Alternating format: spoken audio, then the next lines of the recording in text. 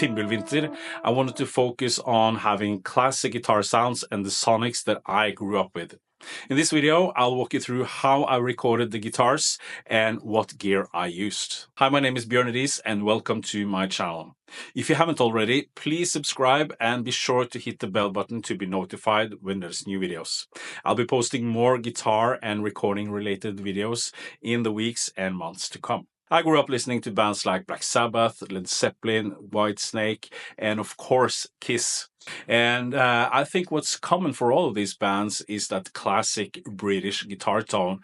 And whether it was Marshall or Hiwatt or Laney or Vox, all of these bands and guitarists have some of my favorite guitar tones. Later in my teens, I discovered Pink Floyd and David Gilmour, and even later Porcupine Tree and Steven Wilson.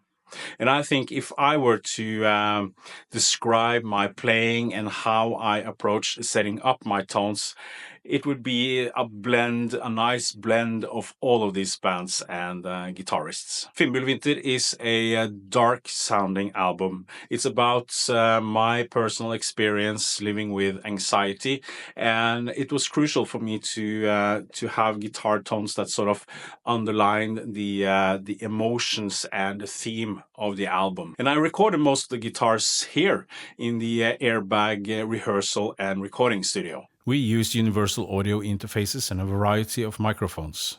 Most of the guitars were recorded with a Sennheiser 906 straight up to the grill of my Black Star speaker cabinet, which is loaded with Celestion V30 speakers. The mic is placed between the speaker cone and the outer rim for a fairly dark and mid-rangey tone. For most of the album, I use a Riis Custom 50 Hiwatt clone, using the normal channel for a more neutral tone platform for pedals and mixing. The signal is treated with a UAD Solo 610 preamp for a bit of flavor and then fed into Logic. I recorded dry, without any reverb or delays, unless that's a specific effect. That gives me more control over the tone in the mixing process later on. The reverb and delays that I do add is a variety of different plugins, including stock Logic plugins, Sound Toys, UAD, Amplitube, and basically whatever I need. All of my demos are recorded in my home recording studio using IK Multimedia Amplitube. I re-record most of the guitars, but sometimes you just want to keep whatever made that original demo special. So some of the guitar parts, and a lot of the ambient stuff in particular, originates from the early demos using Amplitube. I try not to process the guitar sounds too much. Obviously, a bit of EQ and compression is often needed to make the guitar sit in the mix. But I want the guitar to sound as close as possible to what I heard while I was recording.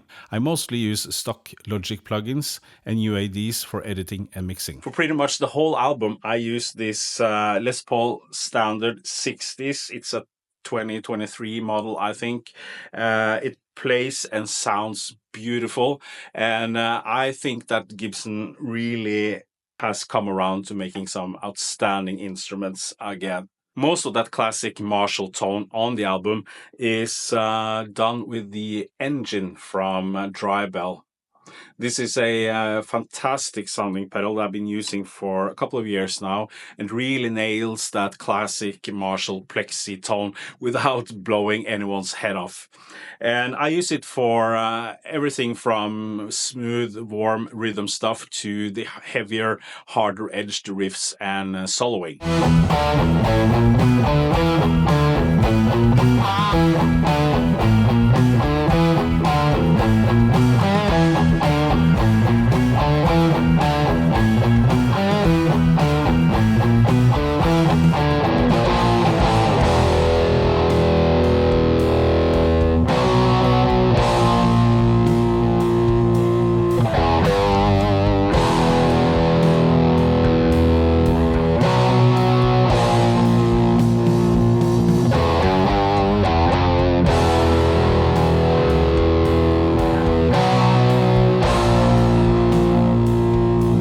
So the Les Paul and Riis and the Engine Marshall pedal combined is really the essence of this album. I also used my old 2006 BK Butler tube driver for some of the more mellow, bluesy sounding solos.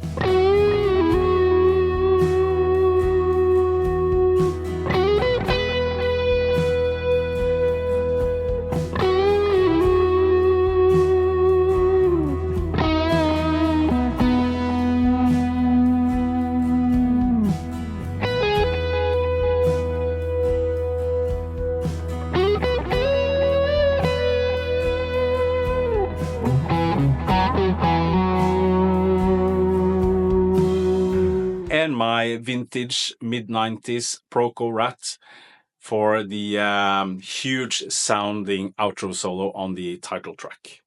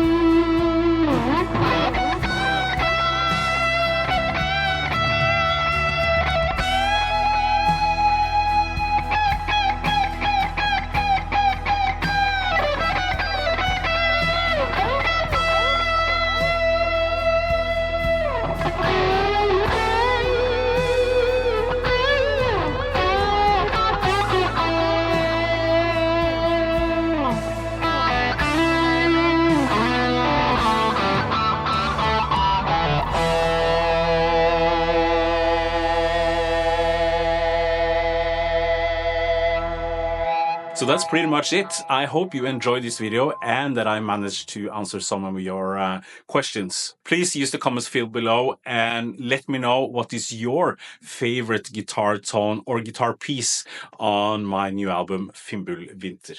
Again, please like and subscribe, and I'll see you soon.